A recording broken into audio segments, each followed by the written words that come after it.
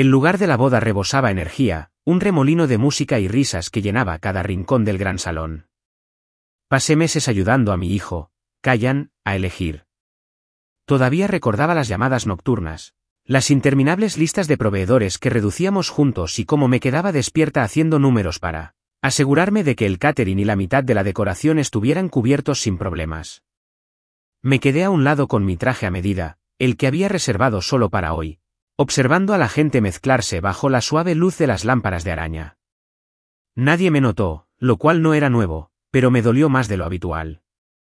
Mis ojos se desviaron hacia la mesa principal, donde el verdadero peso del día me golpeó como un puñetazo.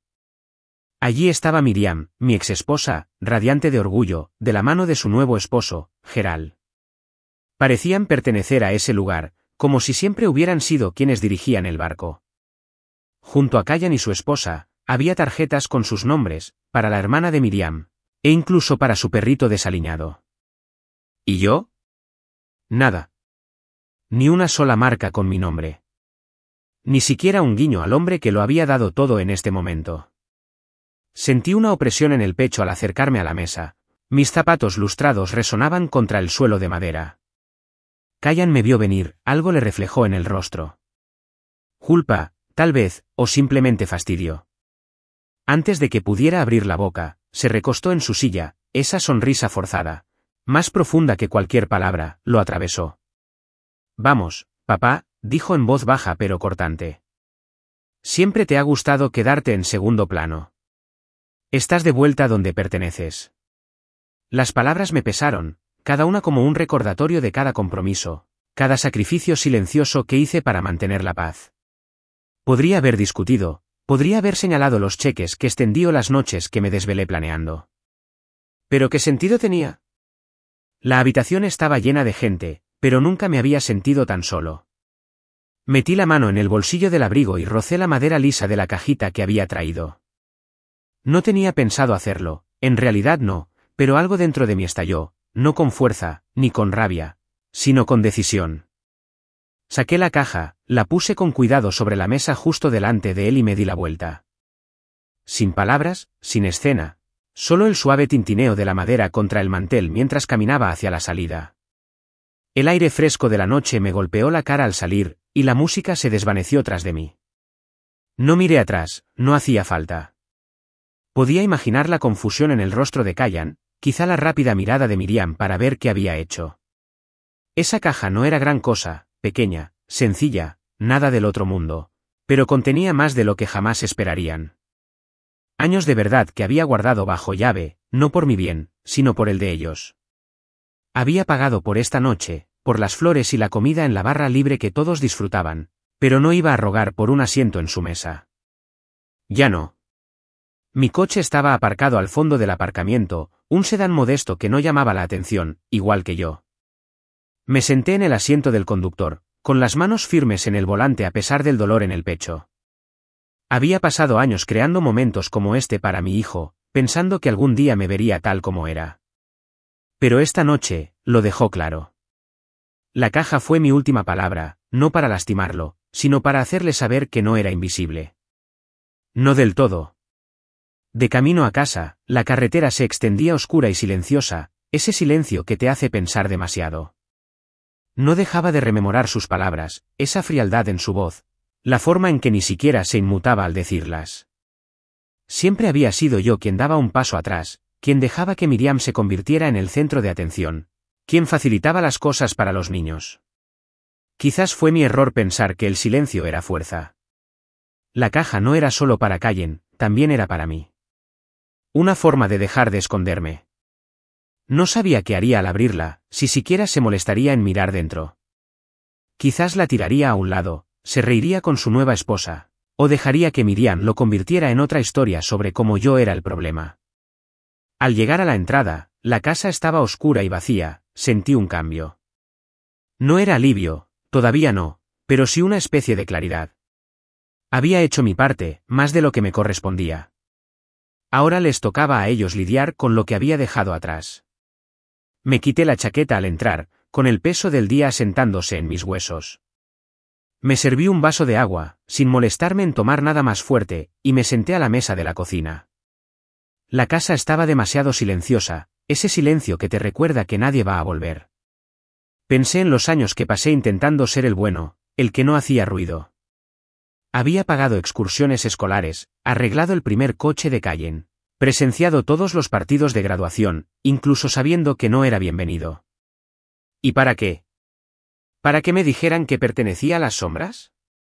Mis dedos golpeaban la mesa, inquietos. La caja no era una bomba, no estaba destinada a destruirlo. Era solo la verdad, cruda, sin filtros, de esas que nunca me había atrevido a revelar. No sabía si la abriría esta noche, mañana o nunca, pero la había llevado encima demasiado tiempo. Por una vez, no fui yo quien tuvo que esperar respuestas. En el instante en que esa pequeña caja de madera tocó la mesa, fue como si el aire en la habitación cambiara, aunque nadie más lo notara. No me quedé para ver sus reacciones, la confusión de Cayenne, el inevitable ceño fruncido de Miriam ni las miradas curiosas de los invitados a la boda. Mis zapatos resonaron en el suelo pulido al salir del local, y la música y las risas se desvanecieron en un zumbido sordo tras mí. Empujé las pesadas puertas de cristal, con el aire fresco de la noche en la cara, y seguí hacia mi coche. No miré atrás. No tenía sentido. Dentro de esa simple cajita estaba todo lo que había guardado durante años, papeles, verdades, fragmentos de una vida que había ocultado para proteger a mis hijos. No estaba segura de si Cayenne la abriría siquiera, pero ya me había quitado ese peso de encima. Ya lo había llevado suficiente tiempo. Mi sedán estaba al fondo del aparcamiento, tan discreto como siempre, y me deslicé al volante. El cuero crujió bajo mí. El motor arrancó con un rugido sordo y me incorporé a la carretera. Las luces del local se atenuaban en el retrovisor. De camino a casa, la tranquilidad de la noche me envolvió, rota solo por el zumbido de los neumáticos. Mi teléfono vibró en el bolsillo, una y otra vez, hasta convertirse en una vibración constante que no pude ignorar. No lo revisé, todavía no. Sabía quién sería. Cayenne, probablemente. O tal vez Miriam, exigiendo saber qué había hecho, por qué me había ido. Quizás incluso Tessa, mi hija, se preguntaba por qué había armado un escándalo. Pero no había armado un escándalo, ¿verdad? Simplemente me senté en una caja y me marché. Sin gritos, sin discursos, solo silencio. Eso era lo que siempre había hecho, callarme, dejar pasar las cosas, mantener la paz. ¿Y a dónde me había llevado eso? A borrarme de la boda de mi propio hijo.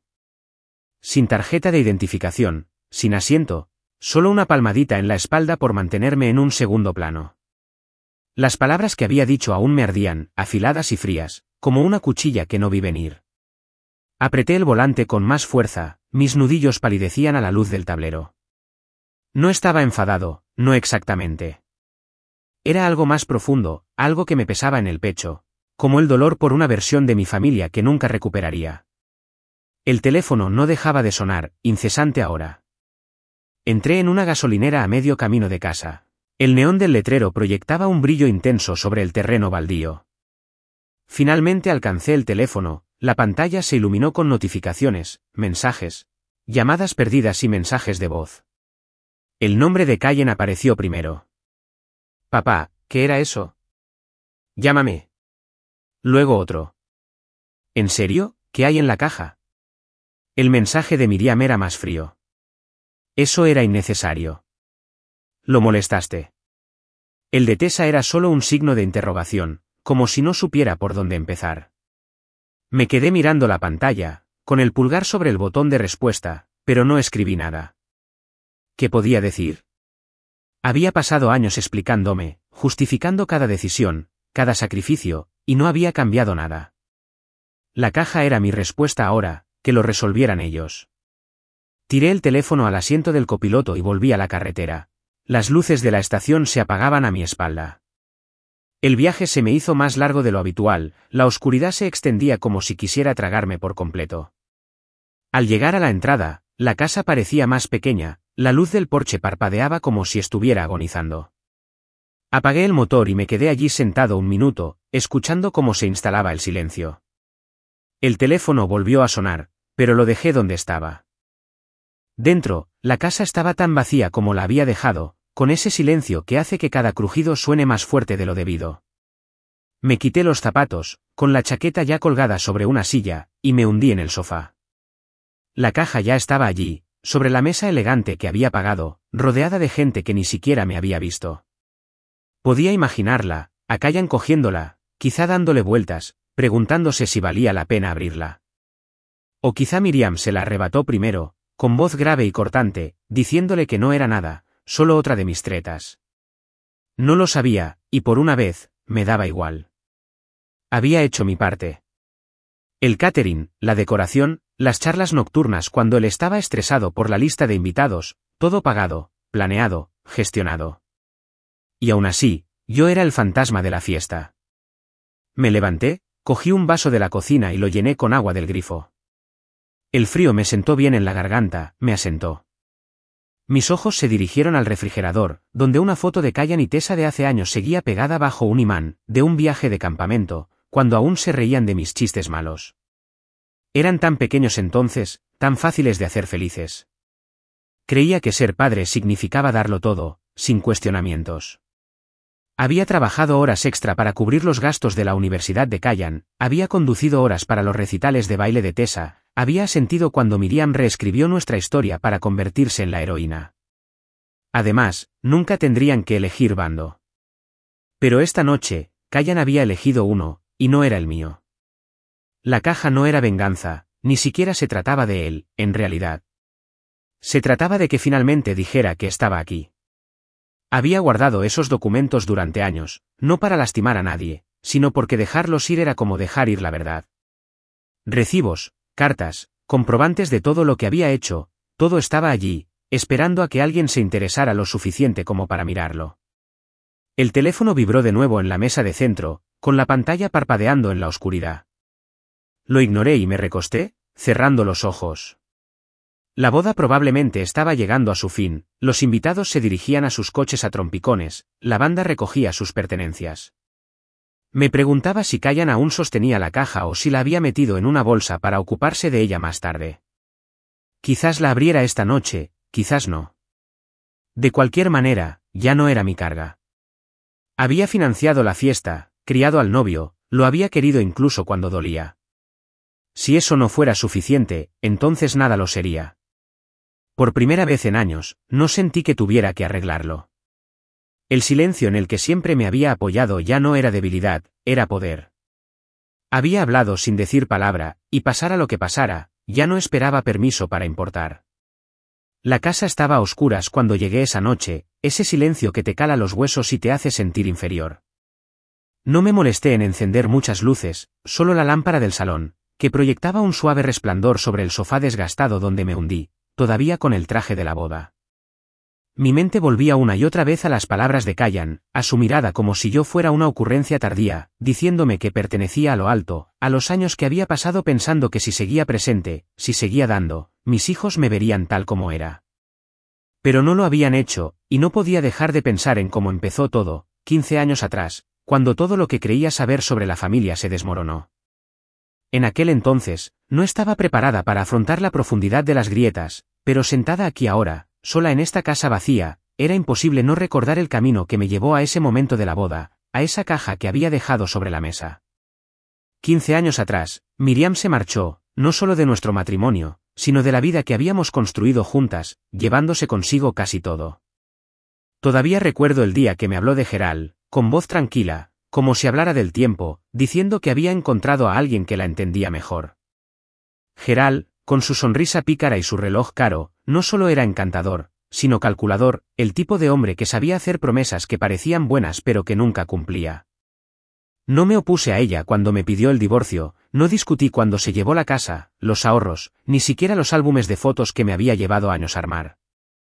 Pensé que si me quedaba callada, sería más fácil para Kayan y Tessa, que entonces eran solo adolescentes, verse atrapados en medio de algo que no merecían.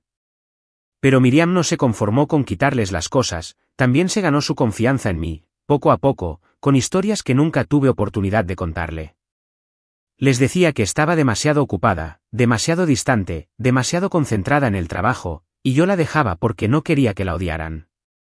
Pensé que la verdad acabaría imponiéndose. Me equivoqué. Cada fin de semana que pasaba con los niños, intentaba que fuera importante. Los recogía en mi vieja camioneta, la que a Callan le encantaba usar, e íbamos a tomar un helado o al parque, incluso cuando ya eran demasiado grandes para los columpios. Asistía a todos los eventos del colegio, a todas las reuniones de padres y maestros, incluso cuando estaban Miriam y Geral, haciéndose pasar por ellos, como si hubieran ayudado con las tareas o llevado a los entrenamientos. Me sentaba atrás, aplaudiendo en los partidos de fútbol de Callan o en los recitales de baile de Tessa, sabiendo que mi nombre no estaba en el programa, sabiendo que, como mucho, me saludarían rápidamente. Lo acepté todo, los silencios incómodos, los abrazos tibios, porque pensé que bastaba con estar allí. Nunca les conté del segundo trabajo que conseguí para pagar la matrícula universitaria de Callan, aquel en el que me obligaba a hacer repartos por la noche después de mi turno de día. No mencioné los fines de semana que pasé arreglando el pequeño apartamento al que me mudé después del divorcio, intentando convertirlo en un lugar que quisieran visitar. Me quedé callado, pensando que algún día preguntarían, algún día lo verían con sus propios ojos. Callan fue el más afectado cuando Miriam se fue. Tenía 14 años, estaba furioso con el mundo, y yo intenté ser su apoyo. A veces me llamaba tarde por la noche, con la voz temblorosa, diciendo que ya no quería quedarse con su madre. Yo lo escuchaba, le decía que lo quería, pero nunca insistí para alejarlo de ella. No podía hacerle eso, no podía obligarlo a elegir. Tessa era diferente, se adaptó, se quedó callada, pero seguía sonriendo cuando le llevaba sus bocadillos favoritos o la llevaba a la biblioteca. Pensé que estaba haciendo lo correcto por ellas, manteniendo la paz, dejando que Miriam contara sus historias mientras yo me mantenía tranquila. Pero con el tiempo, las visitas se acortaron y las llamadas se hicieron menos frecuentes. Para cuando Callan estaba en la universidad, tuve la suerte de recibir un mensaje de texto en mi cumpleaños. Pagué su matrícula, hasta el último centavo, sin decir ni una palabra, porque eso es lo que hacen los padres. Pensé que se daría cuenta algún día, tal vez cuando fuera mayor, tal vez cuando tuviera hijos. Pero anoche, de pie en la mesa principal sin sitio para mí, me di cuenta de que no se había dado cuenta. Tessa tampoco. Se habían creído la versión de Miriam, la de que yo era la que se marchaba, no la que se quedaba. Me levanté del sofá, con las piernas entumecidas, y caminé hacia la cocina. El refrigerador zumbaba suavemente, el único sonido en la casa. Lo abrí, sin mirar nada en particular, solo necesitaba algo que hacer. Había un imán que sostenía una foto de Callan y Tessa de hacía años, con las caras manchadas de tierra de una acampada. Les había enseñado a hacer una fogata ese fin de semana, y Callan se rió muchísimo cuando quemé los malvaviscos. Eso fue antes de Geral, antes del divorcio, antes de convertirme en el chico del fondo. Cerré la nevera y me apoyé en la encimera, agarrando el borde con las manos. Nunca había rebatido las mentiras de Miriam, nunca les había contado a los niños las noches que me había quedado despierta preocupándome por ellos, el dinero que había reunido a duras penas, las decisiones que había tomado para protegerlos. Creía que el amor significaba callar, pero solo me hacía invisible. Esa caja que dejé no era para lastimar a nadie, era para que finalmente me vieran, aunque fuera demasiado tarde. El reloj de la pared marcaba más de la medianoche, la casa seguía sumida en el silencio. No miré el móvil, no quería ver cómo se acumulaban los mensajes. Había pasado 15 años intentando ser una mejor persona, pensando que daría frutos, pensando que mis hijos cambiarían de opinión. Pero anoche, Callan me miró con desprecio, como si no fuera más que un invitado a su boda, no el hombre que la había hecho posible. No estaba seguro de qué haría con la caja, si siquiera le importaría abrirla. Quizás se quedaría sin abrir, acumulando polvo. O quizás se soltaría algo, lo que le haría plantearse preguntas que nunca se había hecho. En cualquier caso, ya no esperaba más que lo descubriera. Lo había dado todo, y no había sido suficiente. Ahora, por primera vez en años, sentía que no conocía a nadie en explicación. Ni a Callan, ni a Tessa, ni a Miriam. Había revelado mi verdad, y lo que viniera después ya no me correspondería. A la mañana siguiente de la boda, me desperté con la luz del sol filtrándose por las persianas, ese brillo suave que hace que todo parezca nuevo por un instante antes de que la realidad vuelva a sentarse. Me quedé tumbada en la cama, mirando al techo, con el traje de la noche anterior todavía colgado sobre una silla en un rincón. La casa estaba en silencio, como siempre, pero mi mente no paraba de darle vueltas. No dejaba de pensar en esa caja, pequeña, sencilla, sin nada especial que mirar, pero llena de todo lo que había guardado bajo llave durante años. La dejé sobre la mesa de Callan sin decir palabra, salí y la dejé allí como una piedra arrojada al agua. No sabía si ya la había abierto, si siquiera la había tocado, pero pensar en ella allí, esperando, me oprimió el pecho. Esa caja no era solo una cosa. Era yo, todo lo que había enterrado para proteger a mis hijos. Ahora estaba ahí fuera, y no había vuelta atrás. Me levanté, con las articulaciones crujiendo un poco más que antes, y me dirigí a la cocina a preparar café. La rutina me resultó relajante, recoger los pozos, llenar la cafetera, esperar el gorgoteo familiar, pero mientras lo hacía, mis pensamientos seguían dirigiéndose a lo que había dentro de esa caja. Llevaba años en mi caja fuerte, escondido entre viejas declaraciones de impuestos y un par de fotos descoloridas que no me atrevía a tirar. No había planeado usarlo, la verdad. Era más bien como una red de seguridad, algo que me recordaba que no estaba loca, que no había imaginado los sacrificios que había hecho. Pero anoche, cuando Callan me miró como si no fuera nada, cuando vi que mi nombre faltaba en esa mesa, algo dentro de mí me dijo basta. Ya no podía seguir llevándolo sola. La cafetera sonó y me serví una taza, el vapor se arremolinaba mientras me apoyaba en la encimera, imaginando cada cosa que había guardado en esa caja de madera. Primero estaban los recibos, copias apergaminadas y notariadas de todos los pagos que hice para la Universidad de Callan, los que cubrí con turnos nocturnos en el almacén. Nunca se los conté, no quería que sintiera que me debía nada. Luego estaba un cheque de $20.000, sin cobrar, de Miriam hacía años. Lo enviaría después del divorcio, un gesto que ella llamaba, por guardar las apariencias, como si mi orgullo fuera algo que pudiera comprar. Lo guardé, no para cobrarlo, sino porque era prueba de quién era ella, alguien que creía que el dinero podía borrar lo que había hecho. También había un correo electrónico, uno que me envió sin querer a mí en lugar de a Geral, explicando cómo se asegurarían de que yo fuera invisible en la boda, cómo manipularían la historia para que Callan no cuestionara mi ausencia del foco de atención. Leerlo entonces fue como un golpe bajo, pero lo guardé, lo imprimí y lo archivé, diciéndome que no importaba. También me equivocaba en eso. Sin embargo, lo más importante era una carta, una sola hoja de papel rayado, cuidadosamente doblada, escrita con la letra desordenada de adolescente de Callan. Tenía 14 años cuando lo escribió, después de una pelea acalorada con Miriam. Lo encontré escondido bajo la puerta de mi apartamento una noche, sus palabras salían crudas y desesperadas, rogando por venir a vivir conmigo, diciendo que ya no soportaba estar con ella. Lo conservé, lo leí tantas veces que los pliegues eran suaves, pero nunca lo usé. Ni en el juzgado, ni en las discusiones, ni siquiera cuando empezó a alejarse de mí. No quería ganarlo así, no quería que sintiera que tenía que elegir un bando.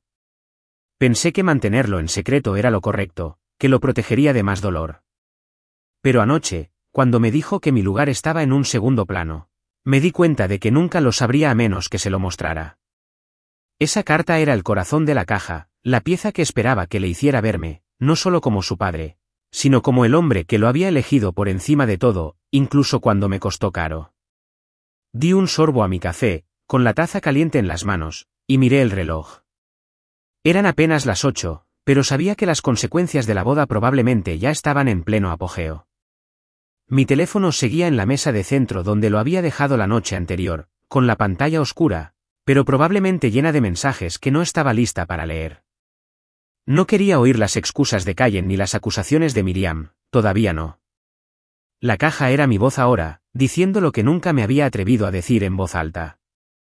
Me preguntaba qué habría pensado Callan al verla, si la habría cogido, le habría dado la vuelta, si quizá la habría sentido. ¿La habría abierto allí mismo en la recepción? ¿O seguía en la mesa, ignorada? Podía imaginarme el rostro de Miriam, su rápida sonrisa para disimular cualquier inquietud, diciéndoles a todos que no era nada, solo otra de mis rarezas. Pero no era nada. Era todo, cada trasnochada, cada oportunidad perdida, cada vez que me mordía la lengua para mantener la paz. Dejé la taza y me acerqué a la ventana, apartando la cortina para mirar la calle. El barrio estaba tranquilo, solo un hombre paseando a su perro. El mundo seguía su curso como si nada hubiera pasado. Pero para mí, todo había cambiado. Esa caja no se trataba de venganza ni de ajustar cuentas, se trataba de dejar ir. Pasé años guardando esos papeles, esa carta, pensando que estarían guardados para siempre. Pero cuando vi que mi nombre faltaba en esa mesa, cuando Callen me despidió como si no fuera nadie, supe que no podía seguir escondiéndome. Ni por él, ni por Tessa, ni por nadie. La caja era mi forma de decirles que había estado allí, incluso cuando no me veían, incluso cuando preferían no mirar. No sabía si Callen leería esa carta y sentiría algo, arrepentimiento, tal vez, o solo confusión, o si la tiraría a un lado como si no importara. En cualquier caso, ya no era mi trabajo hacerle entender. El café ya estaba frío, pero no me importó. Me recosté en el sofá y mi mirada se posó en un estante al otro lado de la habitación donde había una pequeña talla de madera. Un pez que Callen había hecho en la clase de taller hacía años. Me la había dado, orgulloso como un tronco, y la había conservado allí desde entonces.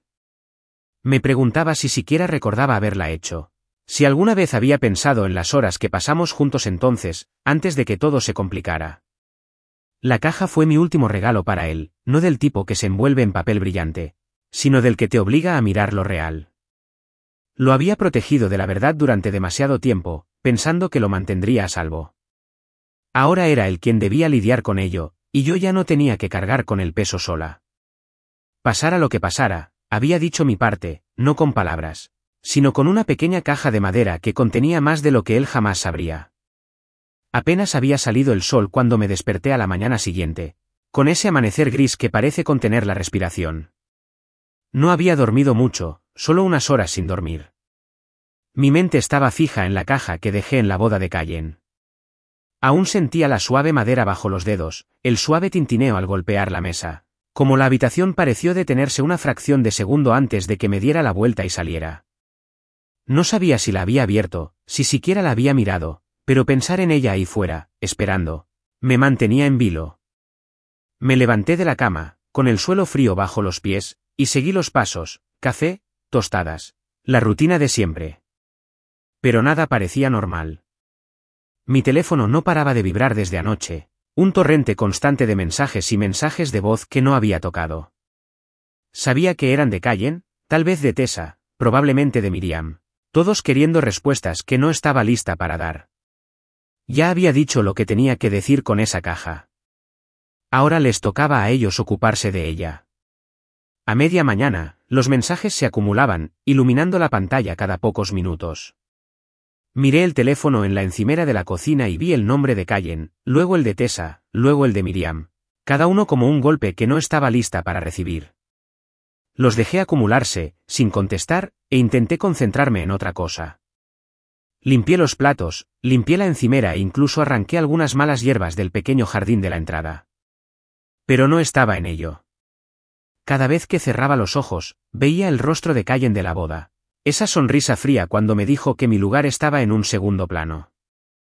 Vi la mano de Miriam en la de Geral, la mesa principal sin lugar para mí, los años de silencio para que mis hijos no tuvieran que elegir. Esa caja era mi límite, y no estaba seguro de si lo había cruzado o si simplemente había quemado el suelo. De cualquier manera, no había vuelta atrás. Era tarde cuando oí un coche entrar en la entrada. Estaba en la sala, hojeando un libro viejo que no leía bien, cuando el motor se apagó y se oyeron pasos crujir en la grava. Supe que era antes incluso de oír el golpe, brusco, rápido, como si estuviera demasiado alterada para esperar. Abrí la puerta y allí estaba, con el rostro entre la ira y el dolor, tan roja como si hubiera estado llorando. No esperó la invitación, simplemente entró, con el bolso colgado al hombro y la voz ya cortante. «¿Por qué hiciste eso?», dijo, sin gritar, pero casi. «¿Por qué arruinaste su boda de esa manera? Dejaste eso sobre la mesa y te marchaste. ¿Sabes lo avergonzado que estaba?». Me quedé allí, dejando que sus palabras me impactaran, sintiendo su peso, pero sin ceder. Había oído ese tono antes, el que asumía que yo era el que había metido la pata, pero esta vez no iba a sentir y aceptarlo. «¿Miraste en la caja?», pregunté, manteniendo la voz firme y baja. Se quedó paralizada, con la boca entreabierta, como si no hubiera esperado que me resistiera. «Lo hiciste», repetí, apoyándome en el marco de la puerta, con los brazos cruzados. Negó con la cabeza, apenas un pequeño tirón, y apartó la mirada, apretando los dedos en la correa de su bolso. Entonces no sabes de qué hablas, dije, sin crueldad, con total naturalidad. Me acerqué al sofá y me senté, indicándole que me siguiera. Dudó un momento, pero luego se acercó, sentándose en el borde como si fuera a salir corriendo en cualquier momento. No la apresuré. Simplemente esperé, dejando que el silencio se prolongara hasta que por fin volvió a hablar, más suave esta vez. ¿Qué hay ahí, papá? ¿Por qué es tan importante? Me incliné hacia adelante, con las manos entrelazadas entre las rodillas, y la miré a los ojos. Ve a buscarlo, dije. Está en Callans. Mira dentro y luego vuelve y dime que arruiné algo. No se movió de inmediato, solo me miró como si intentara averiguar si estaba fanfarroneando. No era cierto. Después de un largo minuto, se levantó, agarró su bolso y se dirigió a la puerta. Regresaré, murmuró, como si fuera una advertencia. Asentí y la vi irse, el coche levantó polvo al arrancar. La casa volvió a quedar en silencio, pero esta vez no se sentía tan pesada. Sabía lo que venía. Tessa era testaruda, pero era justa, miraría, vería, y tendría que enfrentarse a lo que yo había ocultado todos estos años. Me levanté, serví otro café, con la cafetera aún caliente, y me senté a la mesa de la cocina, esperando. El reloj avanzaba, lento y constante, y dejé que mi mente divagara de nuevo hacia la caja, hacia la carta que contenía, la que Callan escribió a los 14 años, suplicándome vivir conmigo. Nunca se la había enseñado a nadie, ni siquiera a él, pero la había conservado como un salvavidas, la prueba de que me había visto una vez, aunque ya no lo hiciera. Ya había anochecido cuando Tessa regresó. El golpe fue más suave esta vez, vacilante. Abrí la puerta y ella estaba allí, con la caja en las manos, el rostro pálido y los ojos muy abiertos. Parecía como si la hubiera golpeado algo inesperado. «¿Guardaste esto?», susurró, sosteniendo la carta con voz temblorosa. Asentí y me hice a un lado para dejarla entrar. Se sentó en el sofá, con la caja en el regazo, y empezó a sacar cosas, recibos, el cheque, el correo electrónico, todo.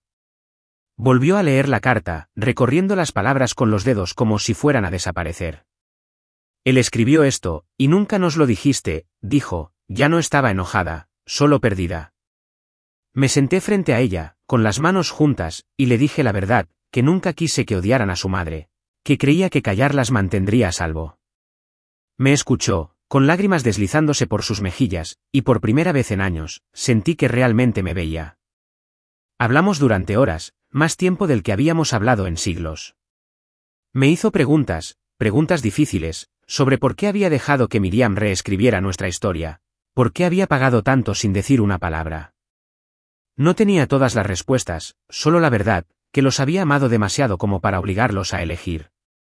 Cuando se fue, con la caja aún en las manos, me abrazó fuerte y sinceramente, como de pequeña. No sabía qué haría Callan al verlo, si sentiría lo mismo, pero las lágrimas de Tessa eran suficientes por ahora. La verdad había salido a la luz, desvelando todo lo que les habían contado, y ya no era invisible, al menos no para ella. Cerré la puerta tras ella, la casa volvió a quedar en silencio, pero de alguna manera más luminosa, como si por fin hubiera soltado algo que había cargado durante demasiado tiempo. Los días después de la visita de Tessa se sintieron diferentes, como si el aire en casa ya no fuera tan pesado.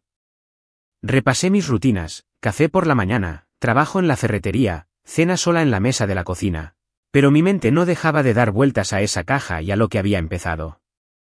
Tessa había visto la verdad, la había tenido en sus manos, y por primera vez en años, sentí que uno de mis hijos me entendía, aunque fuera solo un poco. Pero Callan era otra historia. No me había contactado desde la boda, no después de la avalancha de mensajes que ignoré esa noche. No sabía si había abierto la caja, si Tessa le había enseñado la carta o si estaba demasiado absorto en su nueva vida como para importarle. Intenté no darle vueltas, pero cada vez que mi teléfono se quedaba en silencio, me preguntaba si lo había presionado demasiado, si esa cajita de madera había roto algo que nunca arreglaríamos. Aún así, no me arrepentía. Había pasado demasiado tiempo escondida, y ya no permitía que su versión de mí fuera la que Miriam había pintado. Era un jueves por la noche, casi una semana después, cuando oí que llamaban a la puerta. Estaba en la sala, medio viendo una película vieja en la tele, de esas con demasiado ruido y poca historia. El golpe fue suave, no como los golpes bruscos de Tessa, y supe antes de levantarme quién era. Sentí un nudo en el estómago al cruzar la habitación. Mi mano se detuvo un instante en el pomo de la puerta antes de abrirla. Callen estaba allí, con la chaqueta cerrada para protegerse del frío de la noche, el rostro demacrado y cansado. No parecía enfadado, como esperaba. Parecía destrozado, como si algo se hubiera roto en su interior y no supiera cómo contenerlo. ¿Puedo entrar?, preguntó en voz baja, casi ahogada por el viento. Asentí, me hice a un lado y él pasó junto a mí, con los hombros encorvados, como si llevara algo más que el frío. No se sentó de inmediato, simplemente se quedó de pie en medio de la sala, con las manos metidas en los bolsillos, mirando al suelo. Cerré la puerta y me apoyé en ella, esperando. El silencio se prolongó, denso y pesado, pero no lo rompí. Ya había dicho lo de la caja, ahora era su turno. Por fin, levantó la vista, sus ojos se encontraron con los míos, y vi el peso de todo allí, la boda, los años, todo. Leí la carta, dijo con la voz entrecortada. Tessa me lo enseñó. Los recibos, el correo electrónico, todo. Hizo una pausa, tragando saliva con dificultad, y pude ver que buscaba las palabras, como si no supiera por dónde empezar. ¿Por qué nunca me lo dijiste? ¿Por qué no dijiste nada? Solté un suspiro lento, con los brazos cruzados, no por rabia, sino para mantenerme firme, porque no quería obligarte a elegir, dije. Pensé que si me quedaba callada, algún día lo descubrirías. Pero cuando me miraste en tu boda, cuando dijiste que mi lugar estaba en un segundo plano, me di cuenta de que ya lo habías hecho. Su rostro se arrugó, solo por un segundo, antes de recomponerse. Se dejó caer en el sofá, pasándose las manos por el pelo, y yo me quedé donde estaba, dándole espacio. No lo decía en serio, dijo, pero sonó hueco, como si supiera que no era cierto. Solo, pensé que te parecía bien, ¿sabes? Siempre parecías estar bien, como si no necesitaras ser tan sincera con mamá y Gerald. Negué con la cabeza, y una risita cansada se me escapó sin que pudiera contenerla. ¿Bien? Yo pagué la mitad de esa boda, Cowen. Te crié, fui a cada partido, a cada graduación, incluso cuando sabía que no era bienvenido. No estaba bien. Solo intentaba evitar que me odiaras. Se estremeció, como si las palabras lo hubieran golpeado más fuerte de lo esperado, y vi que apretaba los puños. No por ira, sino como si intentara aferrarse a algo que se le escapaba. Guardó silencio un buen rato, mirando la mesa de centro donde había una taza vacía de antes. Esa carta, dijo finalmente, con la voz apenas por encima de un susurro. Recuerdo haberlo escrito. Estaba tan enojada con mamá, con todo. Lo decía en serio. Papá, quería vivir contigo. Me miró con los ojos húmedos pero firmes. ¿Por qué no lo usaste? Podrías haber luchado por mí. Me acerqué y me senté frente a él en el sillón, con las manos entrelazadas entre las rodillas. Porque no quería que sintieras que tenías que elegir un bando, dije. Pensé que si luchaba, te destrozaría. Quería que tuvieras una mamá y un papá, no una guerra. Pero guardé esa carta, todos los días, para recordarme que me viste una vez. Por eso estaba en la caja, no para lastimarte, sino para demostrarte que estuve ahí, incluso cuando dejaste de mirarme. Asintió, despacio, como si estuviera reconstruyendo todo. La boda. Se me escapó. Mamá planeó casi todo, y yo simplemente, la dejé. No pensé en lo que significaba no tenerte ahí arriba. No pensé. Se inclinó hacia adelante, con la voz quebrada. Lo siento, papá. No lo sabía. Lo juro, no lo sabía. Lo miré, a mi hijo, sentado allí, luciendo más pequeño que nunca, y sentí que el dolor en mi pecho se aliviaba un poco. Sé que no, dije, pero ahora sí. Extendió la mano, vacilante, como si no estuviera seguro de si le estaba permitido, y yo lo acompañé a mitad de camino, abrazándolo. No fue perfecto, no fue como cuando era niño, pero fue real, y por un momento, fue suficiente. Después hablamos, no mucho, pero más de lo que habíamos hablado en años. Me preguntó por los recibos, por el trabajo que había aceptado para pagarle la universidad. ¿Por qué le había ocultado tanto? Le dije la verdad, que lo había querido demasiado como para dejar que viera el desastre, que creía que era mi responsabilidad cargar con todo sola. Cuando se levantó para irse, se detuvo en la puerta y se volvió hacia mí. ¿Podemos arreglar esto?, preguntó en voz baja. No lo edulcoré. Perdonar es posible, dije, pero confiar. Eso lleva tiempo. Él asintió, como si comprendiera, y salió a la noche. Cerré la puerta tras él, la casa volvió a su silencio, pero ya no se sentía vacía. Lo enfrenté, le dije lo que necesitaba decir y por una vez, me escuchó. La caja había cumplido su función, no para rompernos, sino para empezar algo nuevo, aunque solo fuera un rayo de luz en la oscuridad.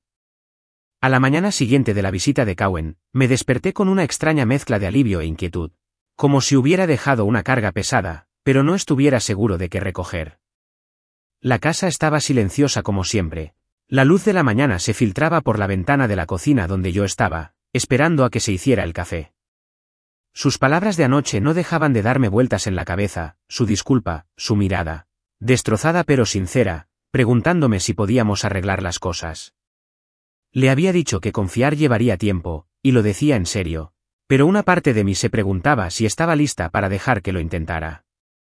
Había pasado tanto tiempo siendo la que se presentaba, la que cedía sin pedirlo, que dejarlo entrar de nuevo me parecía un riesgo que no estaba segura de poder correr. La caja había cumplido su cometido, había revelado la verdad que había cargado durante años, pero no había borrado el dolor, aún no. Mientras me servía el café, con el vapor subiendo en volutas, oí un coche entrar en la entrada, con el motor al ralentí un instante antes de apagarse.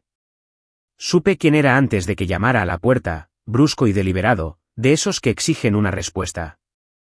Abrí la puerta y allí estaba, Miriam, de pie en mi porche como si perteneciera a ese lugar, con el abrigo bien abrigado para protegerse del frío matutino.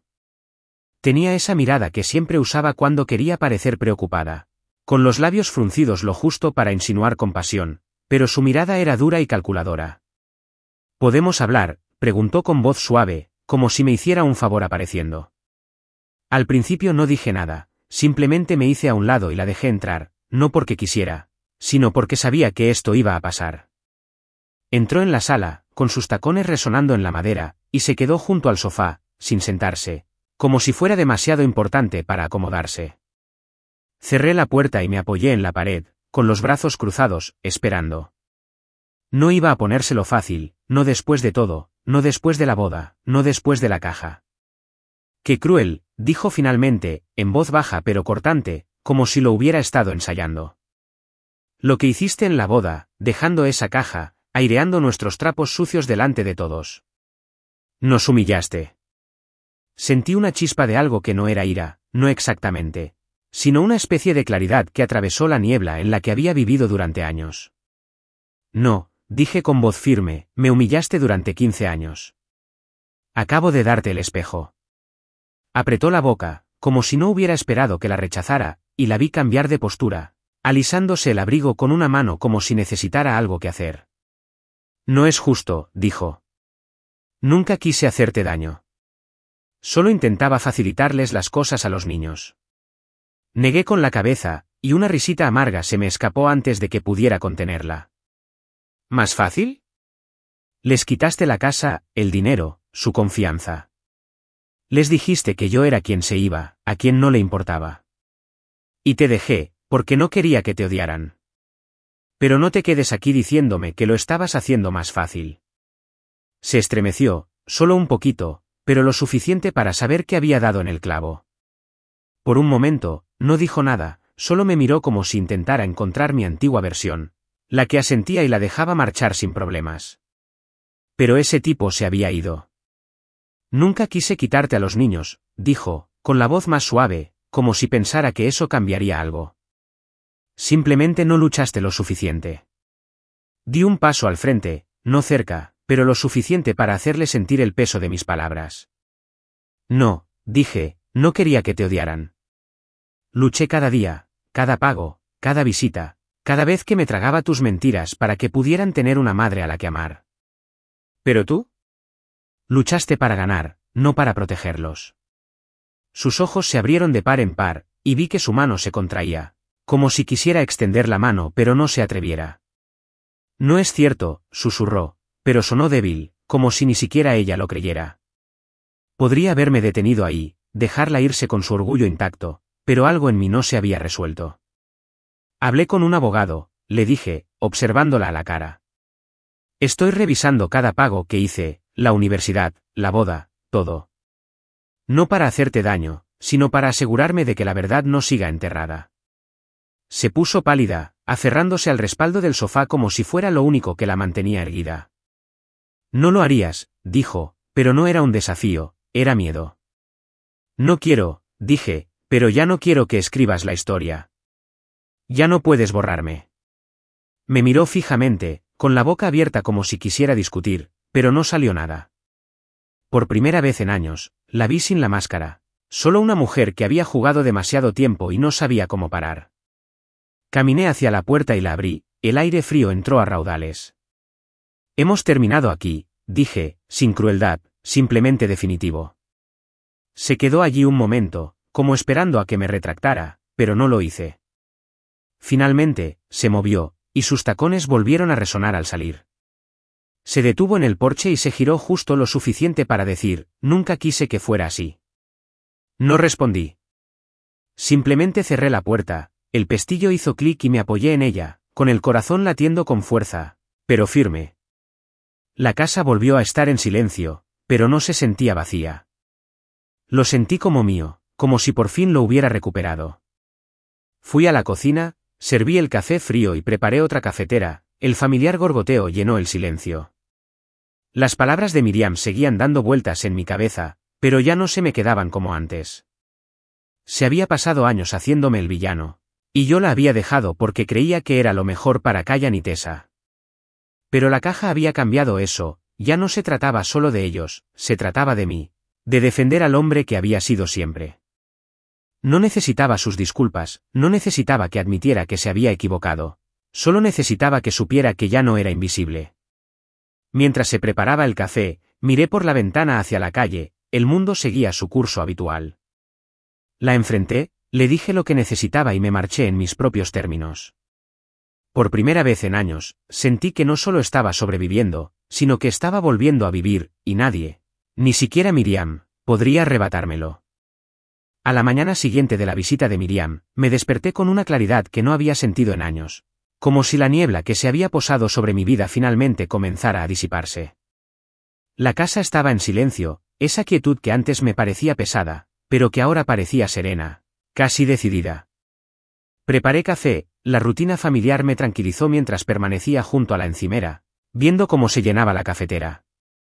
Cerrarle la puerta a Miriam ayer fue más que terminar una conversación, fue cerrar un capítulo que había dejado alargar demasiado.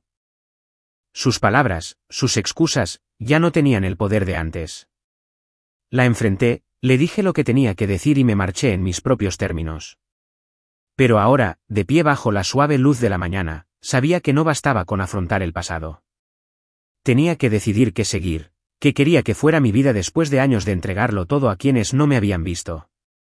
La caja había iniciado algo, y no iba a volver a ser el tipo que se quedaba en un segundo plano. Llevé mi café a la mesa de la cocina y me senté. Mis ojos se posaron en un montón de papeles que había dejado allí, facturas, recibos, algunas cartas viejas que no había revisado. No eran las de la caja, pero me la recordaron, todas las pruebas que había guardado para recordarme que no era invisible. Le había dicho a Miriam que había hablado con un abogado, y así fue, pero no se trataba de venganza ni de arrastrarla a juicio. Se trataba de asegurarme de que la verdad quedara documentada, de que los años de pagos y sacrificios no se borraran sin más. Saqué mi teléfono y llamé a mi abogado, un tal Tom, amigo mío desde la prepa. Contestó al segundo timbre, con una voz cálida pero profesional. Buenos días, dijo. ¿Listo para repasar esos números? Me recosté en la silla, con la taza caliente en las manos. Sí, dije, pero he estado pensando. No quiero demandarla. No quiero pelear. Solo quiero construir algo mejor. Tom guardó silencio un momento, como si esperara mi explicación.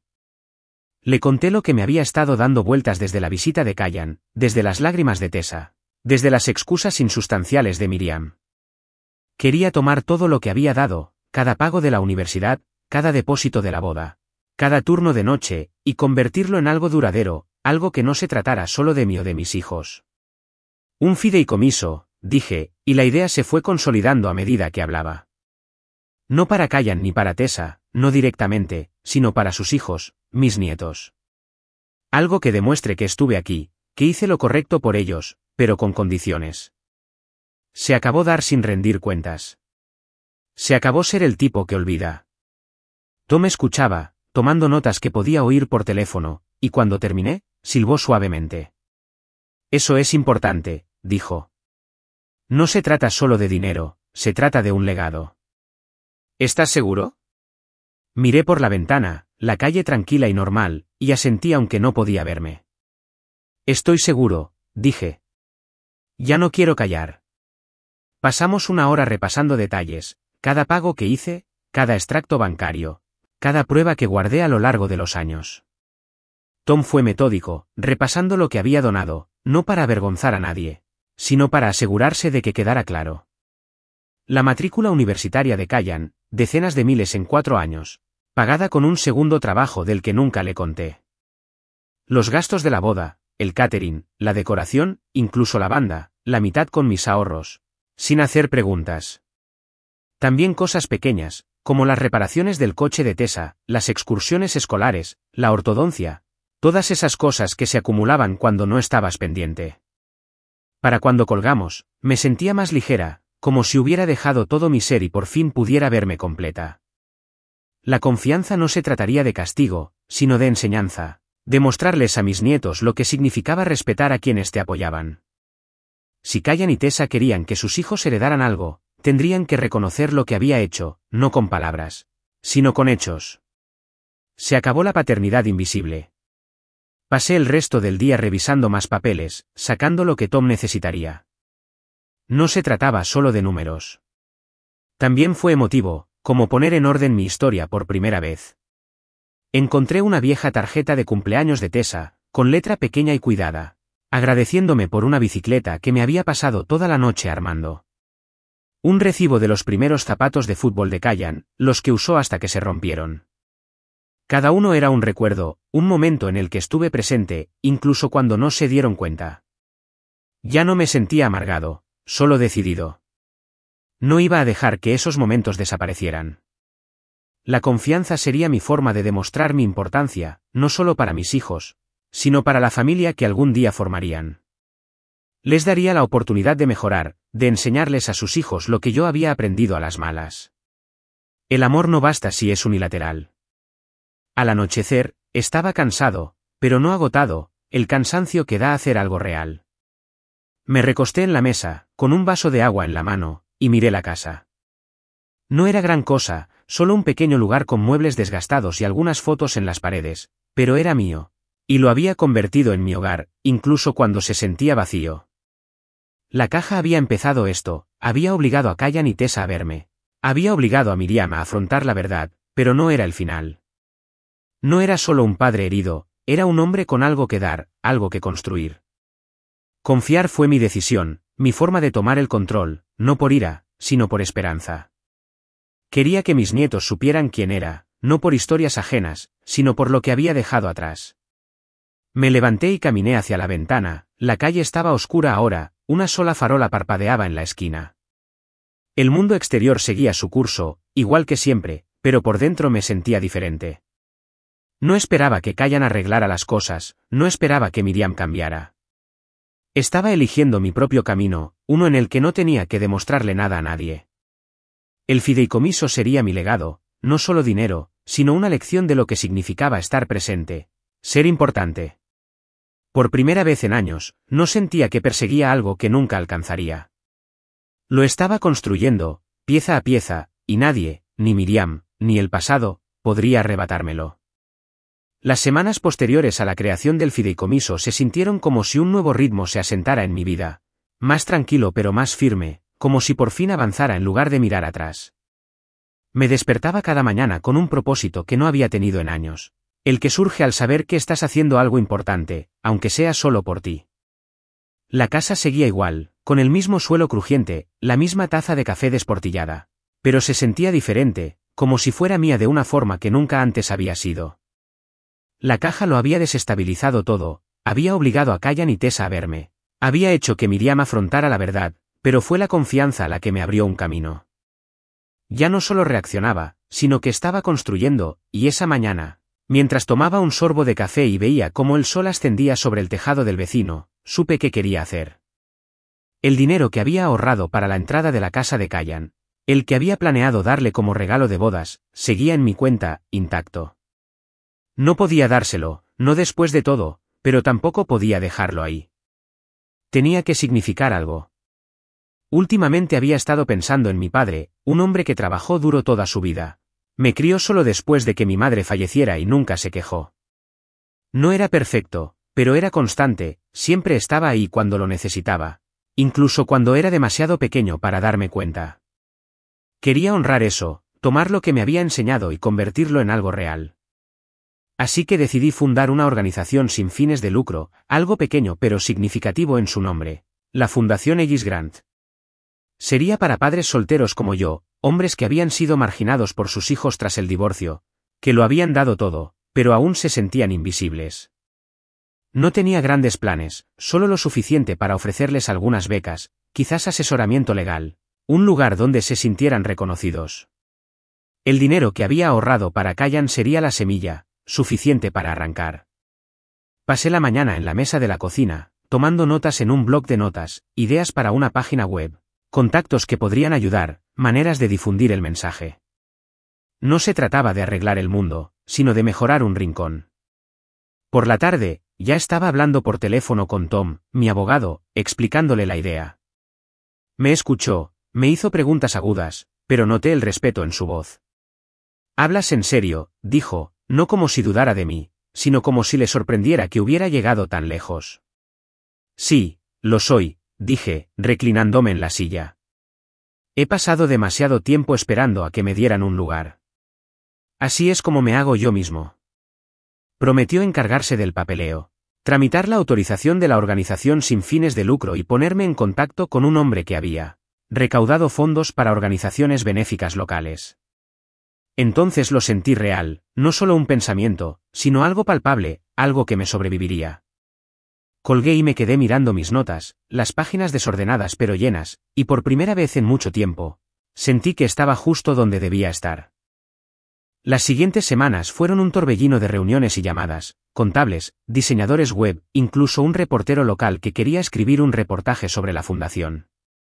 No estaba acostumbrado a hablar de mí, pero les conté mi verdad, no para avergonzar a nadie, sino para explicar por qué importaba.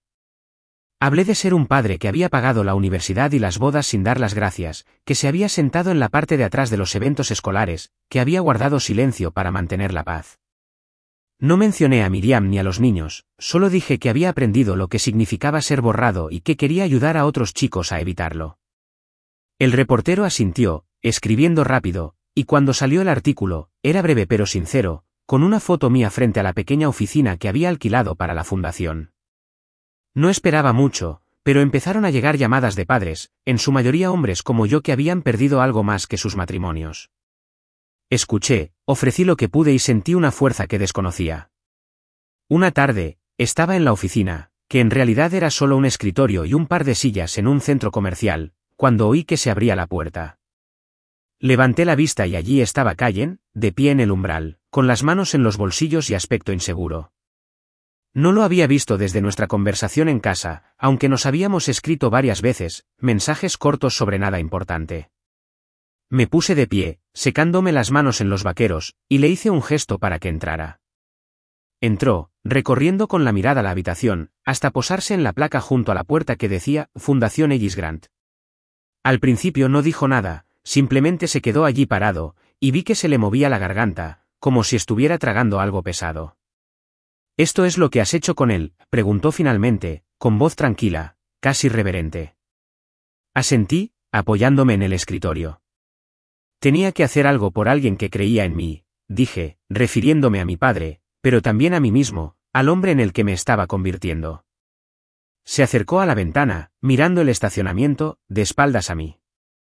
Leí el artículo, dijo, vi tu foto, no me mencionaste ni a mí ni a Tessa, pero sé que se trata de nosotros. No lo negué, solo esperé. Entonces se giró, con los ojos llorosos pero claros. Estoy orgulloso de ti, dijo, y me impactó más de lo que esperaba, esas palabras no las había escuchado desde que era niño. No entendía antes lo que habías pasado. Lo intento ahora. Crucé los brazos, no para aislarlo, sino para mantenerme firme. Eso es todo lo que siempre quise, dije, no que te sintieras mal, solo que me vieras. Él asintió y nos quedamos allí, sin decir mucho, pero parecía suficiente.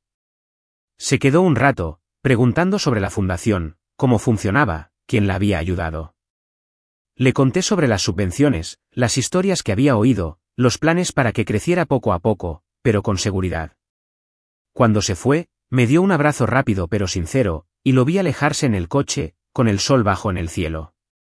La oficina volvió a estar en silencio, pero no se sentía vacía, se sentía llena, como si hubiera construido algo importante.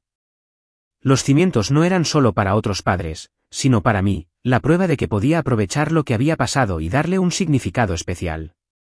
Me recosté en el escritorio, sintiendo el peso de las palabras de Callen, y supe que aún no había terminado. Había más que hacer, más que dar, y por primera vez, no tenía miedo de que me vieran haciéndolo.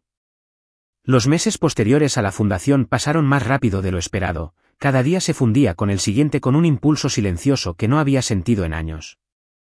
Me despertaba temprano casi todas las mañanas, con la casa aún a oscuras mientras preparaba el café, y me sentaba a la mesa de la cocina a anotar ideas para la organización sin fines de lucro o a responder correos electrónicos de padres solteros que habían encontrado nuestra página web. La Fundación Ellis Grant era pequeña, pero estaba creciendo, un salvavidas para hombres como yo, que habían sido marginados, pero que aún querían apoyar a sus hijos.